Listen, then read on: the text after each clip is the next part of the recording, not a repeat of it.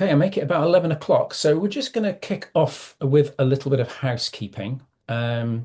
So introductions first. My name is Andy Leach. I am the tech champion here at the Digital Culture Network for websites. I am a white man in my 50s. I have short graying hair, glasses, and a trimmed beard. I'm wearing a dark top this morning. Um, so today's webinar is going to last for about an hour. We're going to have a Q&A section towards the end. Closed captions are being kindly provided by Marie, and we also have BSL interpretation kindly provided by Tim and Claire. You can access the closed caption button at the bottom of your Zoom interface. The webinar is being recorded and it's going to be available on our website in our Knowledge Hub, along with any additional resources within the next week or so. You will receive an email notification when it's been published.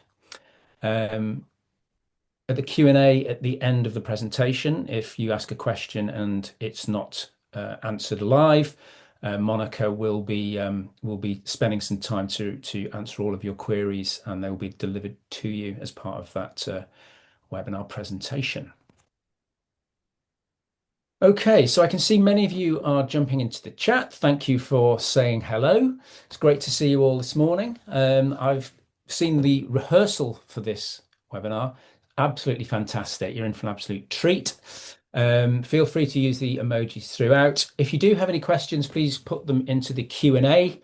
You can also use the chat for making comments, etc. And I will do my best to look after that. Monica, could you have the next slide, please? Okay, so that's the title. That's the title. Fantastic. Just a little bit about the Digital Culture Network for those of you who maybe aren't familiar with us, or if this is the first webinar that you've seen. We are an Arts Council funded program, so we're like a specialist department, if you like, within the Arts Council. And we're a team of digital specialists covering a range of digital skills, typically around marketing, technologies, and the like. You can find much more information about us on our website. We deliver, our remit actually is to upskill the sector. So anybody who is either creating or facilitating kind of creativity, art and culture in England can benefit from our advice and support, which is free. We provide that support through things like live events, webinars such as this. We also have our website with a pretty extensive knowledge hub that's crammed with articles, case studies, webinar recordings, etc. So feel free to jump on and have a read through. I think probably the most valuable aspect to our service is the one-to-one support, and you can access that through our website, clicking on the Get in Touch screen. A link rather would take you to this screen. You can submit your request, and typically we either help organizations or artists with pain points or difficulties they're having, or we help them to realize their ambitions for themselves going forward. Okay, so that's enough from me, I think. Monica, if you are all set, I shall hand over to yourself. Have a good one, and I'll see you in the Q&A. Thank you very much. Thank you. Okay, so welcome everyone who has joined us this webinar. My name is Monica Thomas, as Andy has already indicated. I am a tech champion at DCN dealing with search engine optimization, and I also advise on ad grants. I am a middle-aged white woman with dark hair, glasses, and I'm wearing a stripy top. So our topic for today is ad grants search ad strategy for beginners. And what I would like to cover today, what I would like you to take away from this webinar is basically how to think about ad grants when you know what you want to promote on your website or what you do, and you're thinking about ad grants, but you're not sure what ad grants can do for you and how to think about them. So we're going to be looking at things like what are search ads, because we are going to be talking about search ads. There are other campaigns in ad grants that I will just quickly brief you on, but this is what we're going to be talking about. And we're going to look at building a successful account structure. So we're not going to be going into the nitty-gritty dashboards and stuff, but I will kind of explain to you the kind of structure. And we're going to be looking at the website. We're going to be looking at the landing pages on your website. Then we're going to look at conversions, which are very important. And then we're going to look at the account. And the account consists of campaigns, ad groups, and keywords, which I will explain later, and ad copy. And that's basically what we're going to cover today. And then hopefully in the end, we will have a bit of time for Q&A, where obviously I can address whatever questions you have. So let's dive in. So what are ad grants? Ad grants is a program run by Google, and it gives you free credit of $329 per day. So people talk about approximately 10K per month, but it's a daily credit, and it's, so you can't spend it on the last day of the month. And it's not money that basically gets sent to your account. It basically means that once you've been approved for ad grants and you got your login and you log into your dashboard, if you go into billing, it should say happy advertising, we don't bill you. So you've got that credit already preloaded. And because it is basically a free credit, then all ad grants accounts, irrespective of where they're based, are always set to US dollars. So you don't have to worry about exchange rate or anything like that. So how do you apply? Again, I'm not going to go into it, but what you need to do is to go to Google for Nonprofits and basically follow their kind of guidelines, because they do sometimes change. But essentially what you need to be a charity registered in England. You need to have your registration number. So that's basically, if you don't have that, then you're not eligible. Okay, and the other thing is it's a rolling grant. So when you get awarded ad grants, you don't need to reapply ever, basically. You just can continue ad infinitum, and hopefully Google never stops the program. It's been going on for quite a bit of years, so probably not. Right, so just to begin with, so that I know a little bit about you, I would like to ask you, what is your current ad grant status? So, Andy, if you could deploy the poll. Right, so we have never applied. The account is up and running. We have the account, but we cannot access it, or it's suspended, which happens a lot. Or you have no idea, which is also perfectly fine. Okay.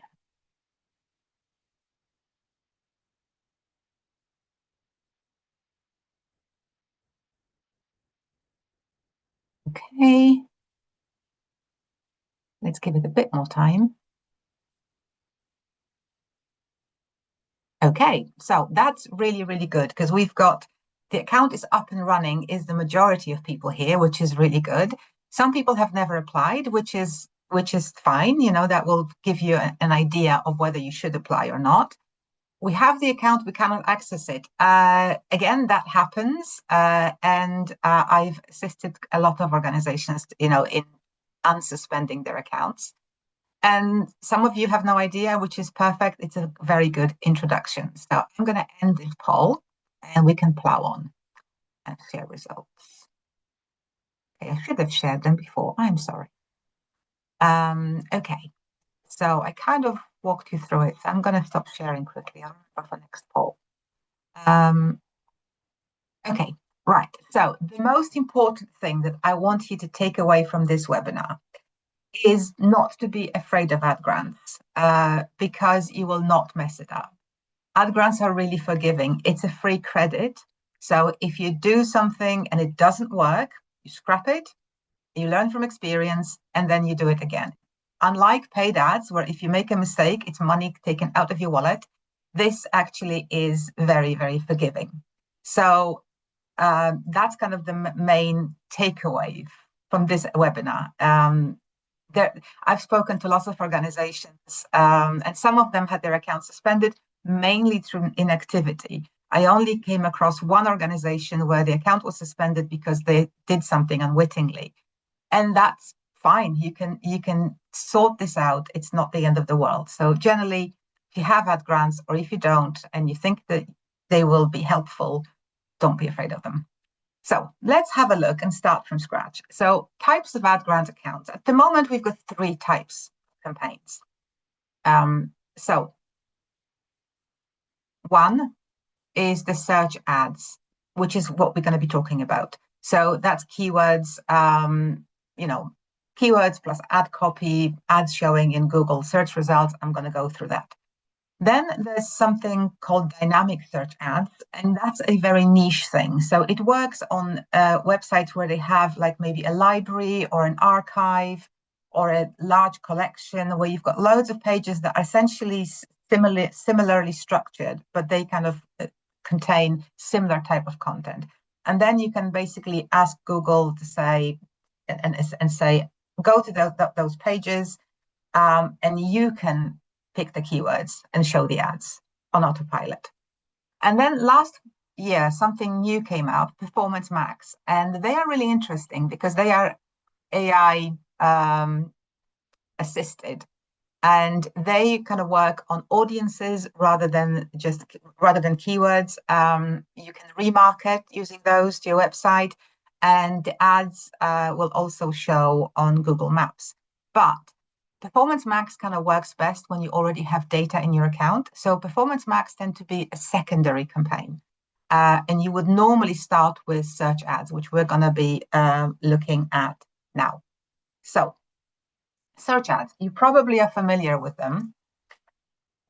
Essentially, you type in something in Google, for example, buy cheap theatre tickets, London, that got cut off, and you will have those entries that are marked as sponsored. Now, I presume that londontheatre.co.uk is actually paying for their ads, but from my perspective as a user, I don't see the difference. So it may be an ad grants advert, I don't see the difference.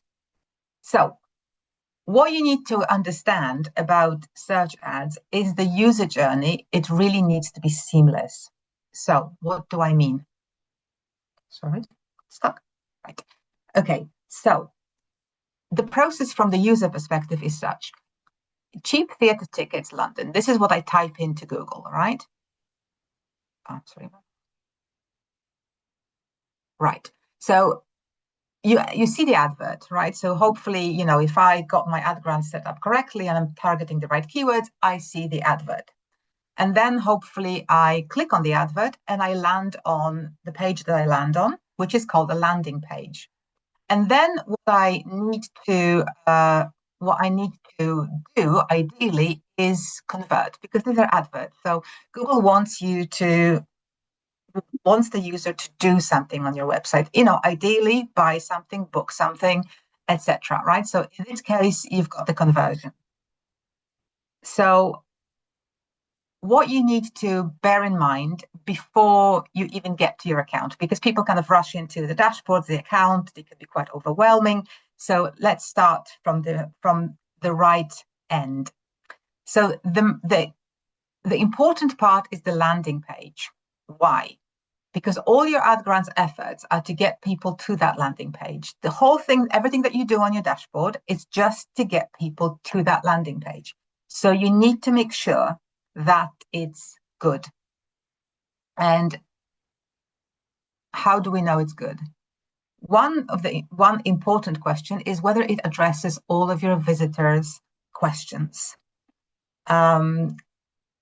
Basically, if somebody comes to your page interested in something, especially if you want them to buy something or book something or sign up to something, if the page does not answer their questions, then they are likely to not convert or even just bounce back and go back to and click on something else. So, for example, this is a page, it's got lots of text, but it's pretty comprehensive. So this is the Royal Theatre in Newcastle, and they've got accessible performances, and they basically have several different types, and basically you can scroll and find information about it. And then you've got the performance, and if you click on the performance, then from that landing page, you go to a performance page, and then you've got a very nice clear button asking you to convert, to buy, book, whatever. The only thing I would probably change in that page would be they've got a lovely PDF called Social Story, and it's a little bit buried in the text. But essentially, what you're looking at, you might not like the layout. You might think of a different layout, different pages. But the fact is that you really need to make sure that if somebody's looking for accessible performances, you answer all of their questions. So in order to do that, I've got a very quick hack, just to sort of as a side, which you might find useful. So a quick hack. Imagine that you're a ballet company and you also run ballet classes for young children. So you have that landing page, you want to bring people to that landing page, and you want them to book or contact you for more information, or even just turn up. So what I would do is I would type into Google, or I would choose a chatbot. You'll know why.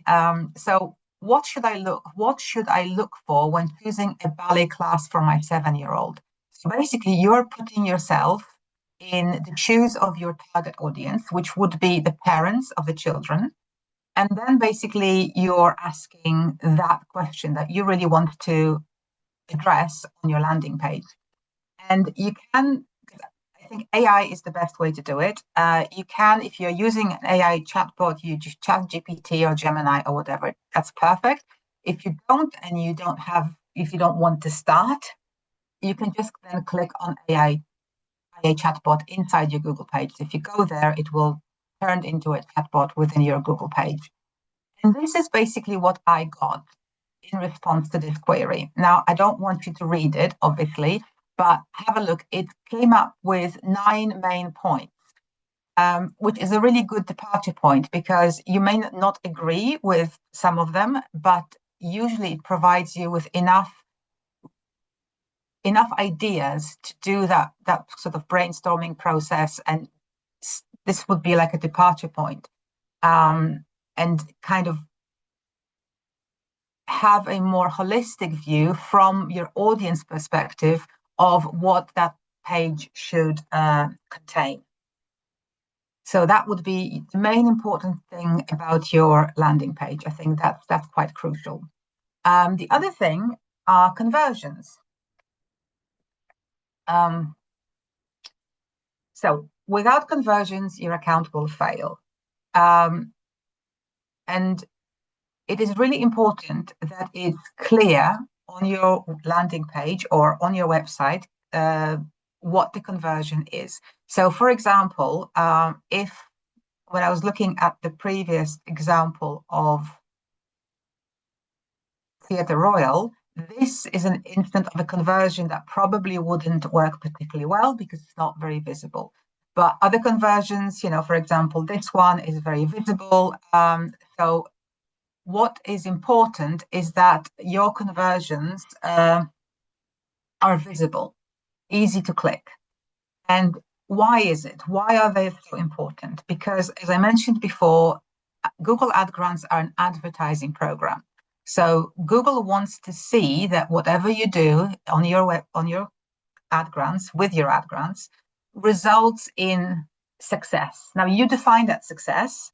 But if there is no success, then Google assumes the account is not working, and gradually you will see that your impressions go down because Google thinks, well, it's not working, so why should we showing your ads?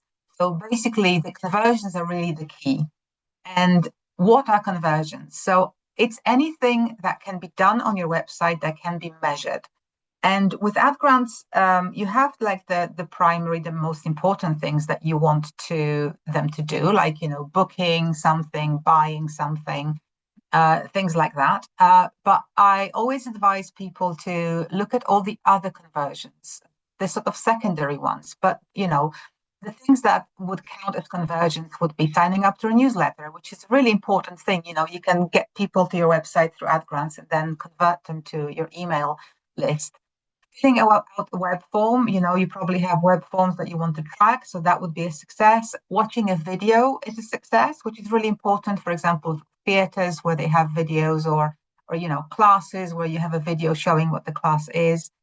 Downloading a PDF, which could be anything, but if you are got venues for hire, then downloading a PDF of the venue or the seating plan would be interesting. You can track button clicks.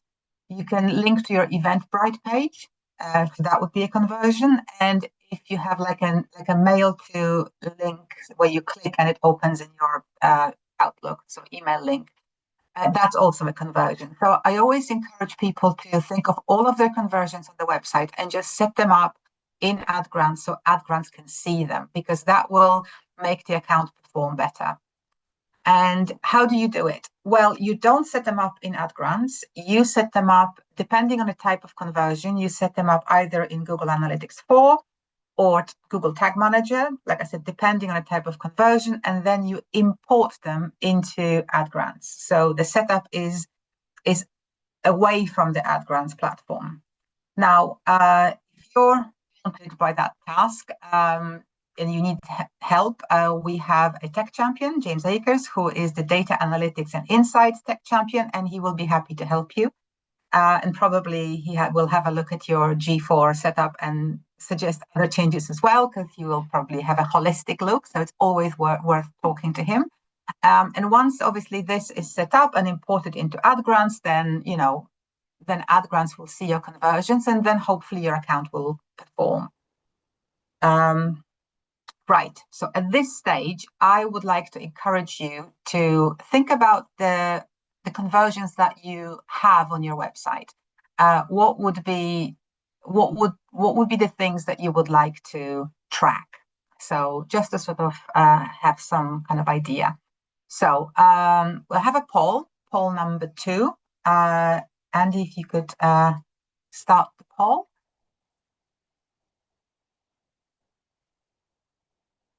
Right. So what website conversions matter to you?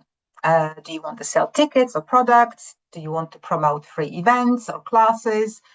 Lead generation, for example, for venue hire, sign up to newsletter, fill out a web form, promote online resources or collections, watch a video, download a PDF, or anything else. So let's have a look.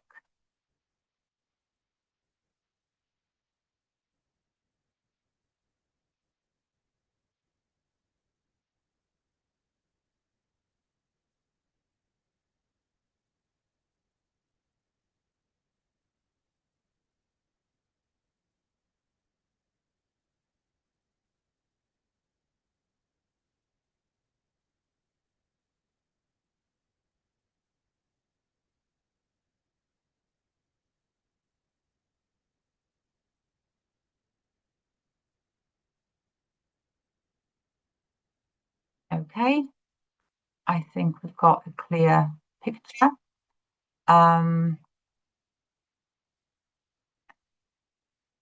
So most of you wants to sell tickets and products. Brilliant. Okay. I haven't got any examples from e-commerce kind of shops, like museum shops that is online. But you can absolutely use AdGrants to promote your shop. The rule is that if your for-profit activities support your non-profit mission, then it's absolutely fine. Promoting free events and classes, that's quite popular. Signing up to a newsletter, yes, a very good conversion. Promote online resources. I'm a little surprised at lead generation, because when I've spoken to organizations, a lot of them are interested in venue hire, promoting their venues. But yeah, that's also possible through AdGrants. PDFs are not popular. Okay, right. So that's an interesting insight, and thank you for that. I'll stop sharing now. Close that. Okay, so we've had a look at the website and the website side of things. So let's have a look at structuring your advertising. So let's have a look at what it actually looks like on your AdGrants dashboard side. I'm not going to share the dashboard. It can be pretty daunting to begin with. But what I would like to concentrate on is the structure of your advertising and how to think about it. So at the very top, you've got campaigns. So that's the top level of your advertising. So essentially, that's how your account looks like. So you have campaign or one or several. In each campaign, you will have several ad groups. Each ad group would lead to a landing page, obviously. So you're advertising, you want people to click, so you want them to land on one of your website pages. Then you've got the keywords and you've got the ad copy, and I'm going to go through all of it. So, audience.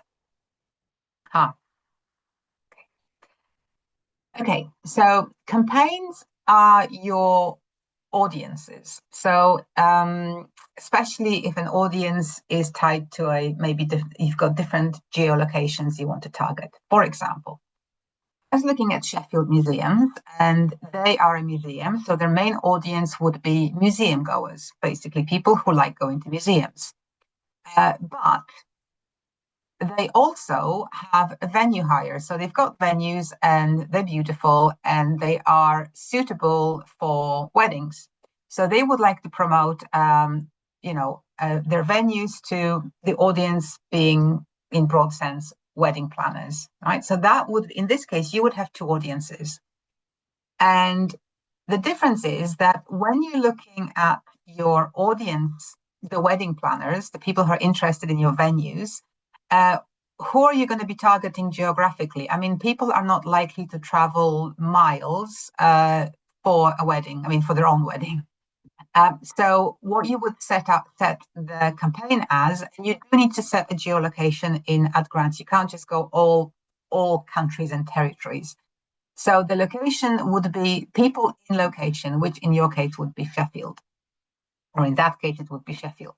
Now, going back to the museum goers audience, you have a nice setting in ad grants. Basically, you can set it up to people in location, so all the people living in Sheffield or interested in the location. So if I am, I don't know, in London and I am Googling stuff about Sheffield, then obviously if I'm logged in, Google will then see, okay, well, she's interested in Sheffield. She's probably thinking of going there.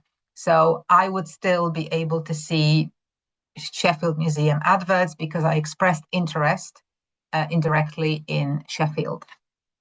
So that would be your campaigns. If you might have just one campaign if you have only one audience, but think about what you do, and often you will find out that the people who are your audience for your main thing, for example, people who are theatre goers. Also, you might have classes, and you have to think whether the theatre goers and the people who do your classes, are they the same audience? And would you then target the same geolocation for this audience and for that audience? And if they are different, then you will need two campaigns. I generally am of the opinion, and that those opinions vary, but I generally am of the opinion that the fewer campaigns, the better. You want really a streamlined account. Also, you need to have 2 conversions per month per campaign to stay compliant with ad grants. It's not a lot, but if you set up 30, 50 campaigns, then it becomes a problem. And I have seen accounts like that. Okay, so that's your campaigns. That's your audience. So within your campaign, you will have a number of ad groups. So campaign is your audience. Ad group is the thing you advertise. So, for example, the People's Show Choir have this landing page, join the People's Show Choir. They've got a lovely buttons as conversions. An ad group would then be one that advertises you can join a choir with no experience and without audition. So that would be what the ad group would be about, and it would be leading to this particular page. Now, you have to have a landing page attached to each ad group, because otherwise, you are sending people to your website, so you have to have a landing page for each for your ads. but you can have two ad groups kind of leading to one page. For example, here, Talent Gallery, you would have an ad group, kids go free, because they have under 18 free entry. So anything around kids, children, that would be one kind of ad group. This is what you would advertise. But they also have free entries for students. So you can have a second ad group, which is completely different, which would be around students and free access to for students. Another example is the Green Howards Museum. That's example I picked, where you've got the homepage, and you would have ideally two ad groups leading to that homepage. And it's really good practice to have that when it comes to your homepage, whoever you are. So one ad group would be a brand ad group. So we would be targeting brand terms, just the Green Howards Museum and any other brand names that they may be known for. And then the second ad group would be about what they do. So we are a military museum in Yorkshire. Why I would separate it is because you then can easily see the difference between the people who actually know you and they search for your brand, and the discovery section, where people perhaps don't know you, but basically search by interest. So again, that would be two ad groups going to one homepage. And here is another example. This is the menu from Shakespeare's Globe. And they've got, obviously, shows. So they've got the what's on. So that's the menu on their website. It rolls out. So if I click on that, it will be what's on, then will be the guided tour, then will be the shows, the plays they're currently doing, and then the individual plays, shows. And then they've got the visit section, which basically tells you about Shakespeare's Globe, etc., etc. So that would be one campaign. That would be a campaign that would probably be theatre goers, people in London and interested in London, expressing interest in London, which would catch all the tourists. But they also have watch, so you can stream Shakespeare plays online. They also have an online shop. And this would be a different campaign because the geographical location is different. So somebody might be interested in the shop. They might want to buy a present for someone who is a great Shakespeare lover. They might not necessarily want to come and visit the actual venue or watch a play. So this is an example where you would have two campaigns. One would be London or Greater London and people interested in Greater London visiting, and then the other would be UK-wide. Right, so that's basically your ad groups. Next, the keywords. So you've got your campaigns, and that's your audience or audiences, several campaigns. In each campaign, you have several ad groups. So if you've got the main campaign for theatre goers, you will have different ad groups advertising different facets of what you do, different shows, etc. So that's basically ad group is the thing you advertise, and keywords is where your ads will show. And the question is, do I need to think of every possible key phrase my audience could type into Google? Because there's loads. And the good news is, no, you don't. The reason for it is in Google advertising, so Google Ad Grants, and it's slightly different with SEO, just to let you know, there's a difference between keywords and search terms. So search terms are the stuff that people type into Google. The keywords are the things that you specify on your Ad Grants dashboard that you want to target. And again, I don't want to go into it because it's a little bit more advanced, but Google has a way of you can tell Google how loosely or tightly they can interpret the keywords that you put in. So basically there are three types of matches, and there is an exact match, which means that if I am targeting art gallery Gateshead as a keyword, and if I specify it as being exact match, it will only show if someone types just these three keywords and nothing else. If I type in contemporary art gallery Gateshead, if it's exact match, it won't show. But there is another, there's three types. The second one is phrase match, which means that if art gallery Gateshead is set as phrase match, then it will show for any searches where art gallery Gateshead is typed in, but also including any preceding or following keywords. So contemporary art gallery Gateshead, if it's a phrase match, it will show, the advert will show if I type in this. Opening times, art gallery Gateshead, anything like that. And then there is the broad match, which basically when you set it to broad match, you basically tell Google to use its discretion and basically show your ad for art gallery Gateshead or any synonyms that Google thinks are appropriate. So, for example, it may show for free exhibitions in Newcastle. For those who don't know, basically Newcastle is on one side of the river and Gateshead is on the other side of the river, which should be fine. The free exhibitions in Newcastle is still quite relevant because all you need to do is cross the bridge. But you may find that sometimes when you set the keywords to broad, it will show for a lot of irrelevant searches. So you have to be kind of careful what you choose. And also, the other thing that you need to know, which I probably will touch on next. So basically, keywords. We had a look at the people show choir. Now, that would be an ad group leading to this landing page.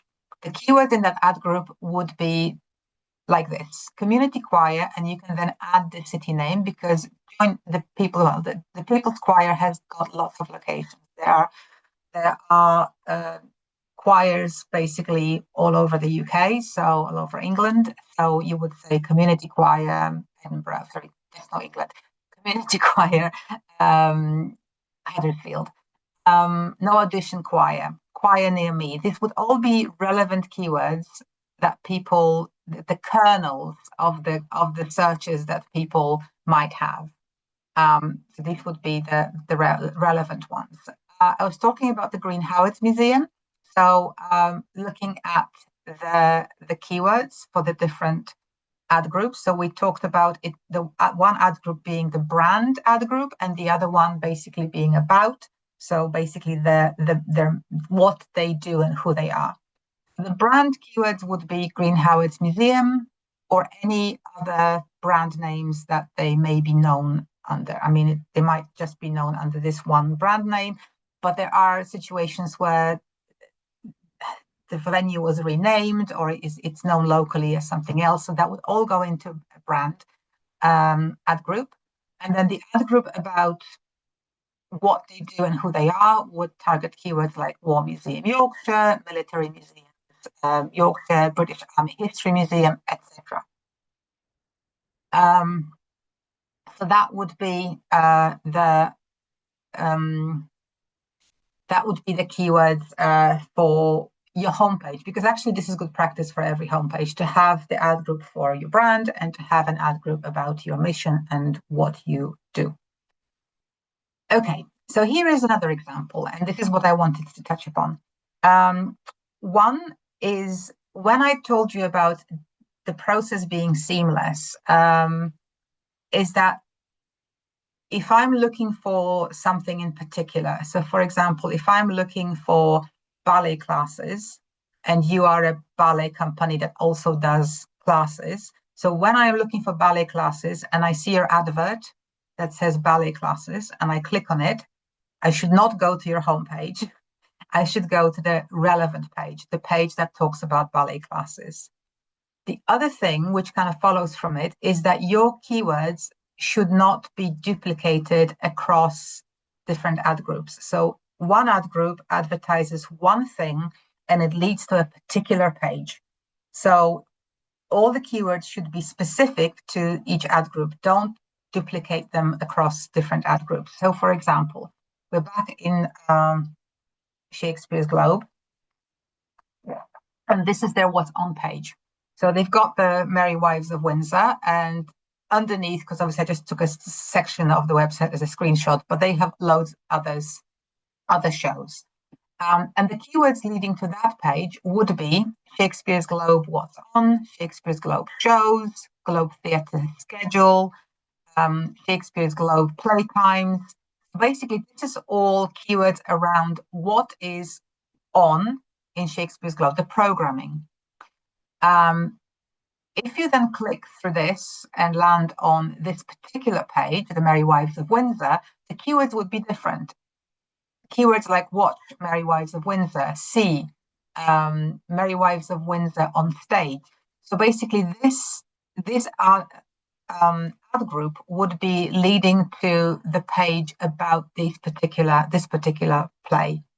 What you don't want is to basically mix those keywords, and in this ad group leading to this particular page also include those keywords, and vice versa. So you have a page that is what's on, and you put all the keywords of individual plays on in that ad group, because that will just muddy the waters. So yeah, you kind of need to think about the landing page and the keywords that are relevant to this landing page, what this landing page is about. Okay, so that's keywords. And then we need to look at ad copy, and that we're going to look at it very, very briefly, because there isn't a lot to it, frankly speaking. So just to recap, this is our structure. So we've got the campaign, the audience, we've got the ad group, the thing you advertise, the landing page, and then the keywords. So the keywords will determine where your ads will show for what searches. And then you have the ad copy, and the ad copy is there to make them click. So essentially, it just needs to be relevant, aligned with the keywords, and enticing enough to promote click-through rate. And the reason why we're talking about ad groups and we don't actually have individual ads, it's because Google basically doesn't ask you to write individual ads. What it does, it will ask you to write 4 descriptions, which would be, I'll start with headlines. 15 headlines. So you can write up to 15 headlines, and these would be the clickable bits, so the pink bits. And then you have 4, I don't know why it's 15 and 4, but you've got 4 descriptions, and then you write those descriptions, which will show underneath. It's very important to stick to the character limit, because if you don't, it will just get cut off. But the reason you write those headlines and descriptions is because Google then mixes and matches them and basically shows them, and then probably rather quickly will determine which combination works best, and then just keeps showing that best performing combination. So that's really good for you, because rather than kind of trying to craft individual ads, you kind of provide the material, and then Google kind of finds the best match, the best performing ad copy. Right. So let's have a quick recap. So you need to look at your landing page first. Is your landing page aligned with your ad copy and with the keywords you're targeting in the ad group? So if I'm looking for Shakespeare's Globe shows, then the ad copy should be about that. And I go to the page that is about Shakespeare's Globe shows and nothing else. Is the thing you're advertising prominent on the landing page? So if you want them to book a ticket, make that very, very visible. So there is no confusion as to how to what to do on that page. The conversion doesn't necessarily need to be on the landing page. I mean, if you're selling stuff, then yes. If you are selling tickets, then yeah, also that would make sense. But as I said, some of the conversions, with the secondary conversions, are all over your website. But the point is that anything that is a conversion really should be visible. I mean, you can't miss a video, obviously, but if you want somebody to, download a PDF about, your venues for hire, if you want to attract corporate people to look at your venues, that brochure should be really well labeled and noticeable.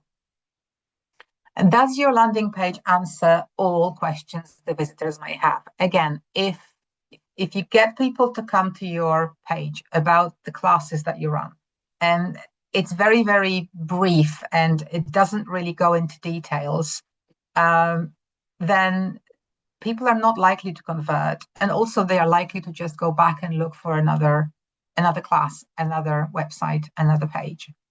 And that hack about AI actually works quite well.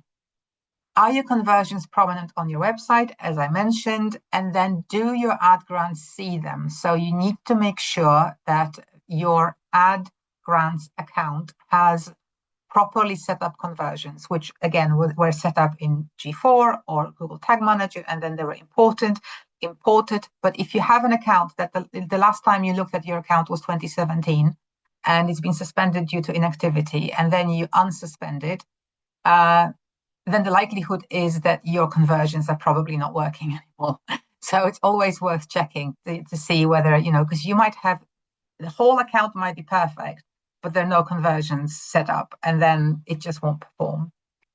And then look at how many audiences do you serve. So do you need one campaign, two campaigns, three campaigns? Because audiences are your campaigns, and you can set the geo-targeting of your adverts at the campaign level. What are you advertising? The individual things that you're advertising are your ad groups. And then what will people search for when looking for what you offer? So you base your keywords on that. Don't duplicate keywords across ad groups. They need to be specific. And very quickly before we go, limitations. Don't expect to get the same results with ad grants as you would with paid Google ads. Unfortunately, it's a charity thing. So what happens is that there is a bidding round for the paying customers, and essentially you get the keywords that don't sell. But it's not terrible, because paying clients will go for commercial keywords because they are actually paying for every click. Whereas you can go for exploration keywords, for education keywords. You can actually get the people who are interested in what you do, and you don't have to stress about each keyword converting into a monetary value. But yes, you will get fewer impressions as well. So Google ad grants don't show as frequently as Google ads, but it's a free program. So it's great that they're running it anyway in the first place. So, but you don't expect the same results. If you were running Google ads and then you switch over to ad grants, you will not get the same level of traction, I guess. Another limitation: search ads only work if people are searching for whatever you offer. This is an example, and I think that's actually from Baltic Gallery. And I'm not saying that the gallery would not benefit from ad grants. They probably would. But this particular page would not be a good landing page for ad grants, because there isn't really anything in terms of keywords that you would be able to target for this page, other than the name of the artist, which probably would not be a good idea because you would get that through SEO anyway. Okay, and finally, let me reiterate, don't be afraid. Google Ad Grants is free money. I really shouldn't be saying that, but it's true. So it doesn't come out of your pocket. So if it doesn't work, you just scrap it and try again. And yeah, there isn't much that you could do wrong. And if things don't work, then at least you will get some data and you will know what doesn't work and move on.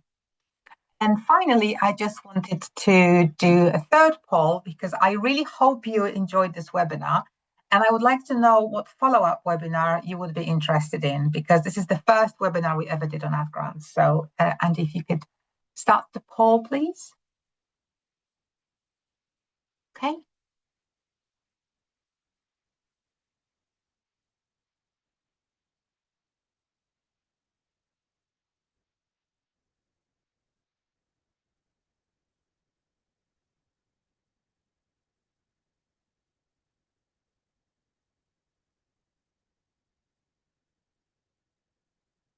Okay, I think we're getting there.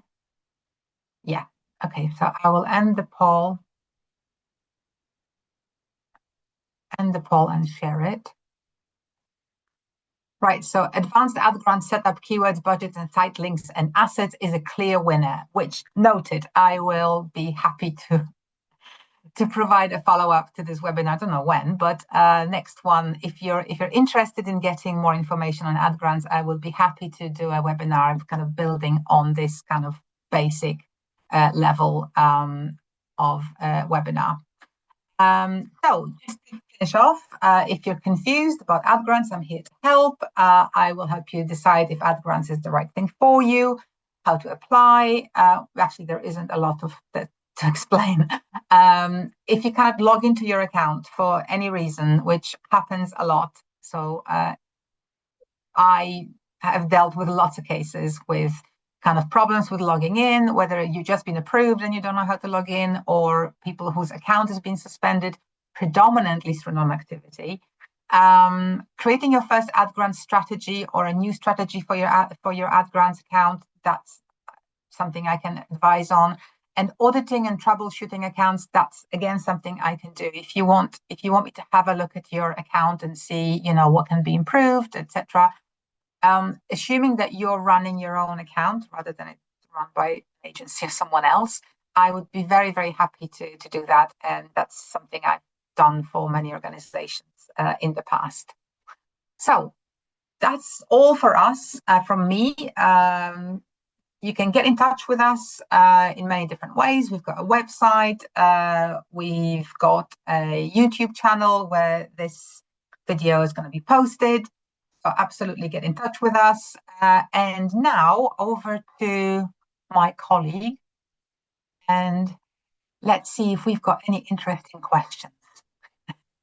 Well done, Monica. Good job. Yes, we have some questions. So let's take a look. The first question came from Fran, and the question is, using the theatre example, if you're an external website, if you use an external website to sell your tickets, do you have the link as the conversion, or can it also link through to the platform, e.g. Eventbrite?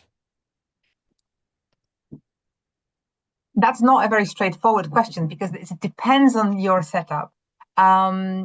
One rule is that with ad grants, you can only point ads to your own website.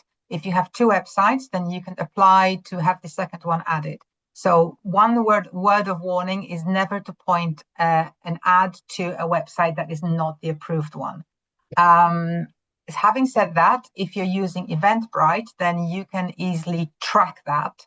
So basically, ad grants are on your page or your website, but if they click a link and go to Eventbrite, that can be tracked as a conversion because they kind of work together. When it comes to things like tickets going to an external ticketing site, the best thing I think off the top of my head is you can trace button clicks.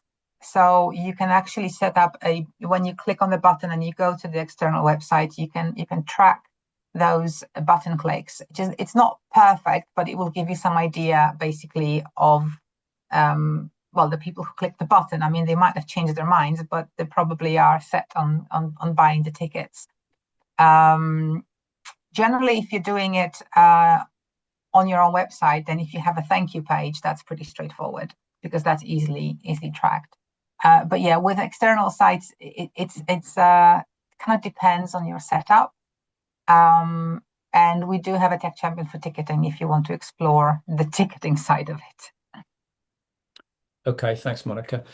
Just to say, we're probably not going to get through all the questions, but for this session, but we will answer. Well, Monica will answer all of them as part of the resources that are released following this webinar. So, next question from Lauren G: Is conversion success measured as a percentage or as a hard minimum number? You will get a number of conversions, yes. In the dashboard, it will come up as a number. Okay. That's it. Short and sweet. Okay, nice one. Okay, next one is from Jack Hobbs-Velly. Landing page optimization. Do we use AI to see what a search engine is seeking regarding our charity and try to include as many of those points on our landing page as we can? That's a good idea. I wouldn't use AI for that. The best source of information about what people are organically seeking for, what keywords people are SEO, what searches people perform to come to your website. Obviously, if you come to me and I do an SEO report, then I can tell you. But from your perspective, Google Search Console will have that data, and it's good to know what keywords organically your website is getting, and it can kind of give you ideas for what keywords to target. Ad grants keywords are kind of more like a kernel keywords, so not very elaborate because yeah, you've got this sort of the different matches to kind of match different searches.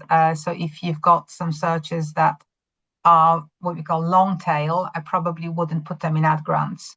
But it will give you ideas for those kind of kernel keywords for ad grants. It's always good to know what you're ranking for. Okay, thanks, Monica. Question from Sophie Hiscock. So does geolocation mean that for a charity operating in 4 regions, you'd have 4 campaigns, i.e., one for each region, but landing on the same page? If the page is relevant to all of the 4 regions, you can, uh, when you set up geo-targeting in your campaign, you can set several. You can set several in a campaign. It depends because if you're operating in different regions and you want to you have different landing pages, then that would be um, this is a difficult question because that kind of would be strategy specific. Mhm. Um, Whether you want to have different campaigns for different geolocations, you can specify like I don't know South Yorkshire and West Yorkshire or whatever in one campaign. You can target two um, locations in one campaign. But in your case, it would probably depend on how your website's built, what landing pages you've got, and basically whether there's any difference between what you're targeting and what you're saying. If that Okay. helps. Sorry, because it's kind of specific to a particular example. Yeah. Okay. All right. Um, just keeping an eye on the time. So one from Xavier. What would you recommend selecting as daily budget? Oh, that's straightforward. So basically, daily budget will always be $3 to $9 because that's the max you get daily, and you don't have to split it between different campaigns, different ad groups, whatever. You just set 3 to 9 for everything a day. Because frankly speaking, you're unlikely to use 3 to 9, $329 per day in your ad groups, unless ad grants, unless you have a really big account, because that's a lot of money to spend on ad grants. And if you do, somehow you manage to spend 3 to 9, then just basically your ads stop showing for that remainder of the day, and then they start again. So it's basically best practice to have $329 per day budget. Okay. That's as much as they'll support, right? Okay. Question from John. If you're using UT to promote shows, what do you need to do to make Google happy that this commercial activity supports its charitable purpose? I'm sorry, I didn't quite understand that. I'm thinking might you mean UTM. So if you're using UTMs to promote shows, what do you need to do to make Google happy that this commercial activity supports its charitable purpose? Yeah, I'm a little confused. I'm not sure where UTMs kind of go into it, but basically when it He's put comes. UT, so I've added the M because I'm assuming it was Okay. missing. I might Well, be wrong. essentially, the rule is that if Oh, it's YouTube. essentially very broad. If Okay. whatever you do, if it supports your charity's mission, so if you're venue hire, or if you're doing classes, or if you're doing if you've got a shop, if it's supporting what you do, so if it's a museum shop, that's all fine. the only way you would get into trouble if you suddenly started selling protein supplements on a museum website, then probably you will have trouble explaining that to Google. But anything that you sell commercially and is there to support who you are is perfectly okay. Okay, I think we've got time for one last question. This has been entered anonymously. What are the most common reasons Google disapproves of ads and restricts impressions in ad grant accounts, and how can non-profits avoid these issues? Okay, that's again a big question. There are some rules that you have to stick to when you're writing ads.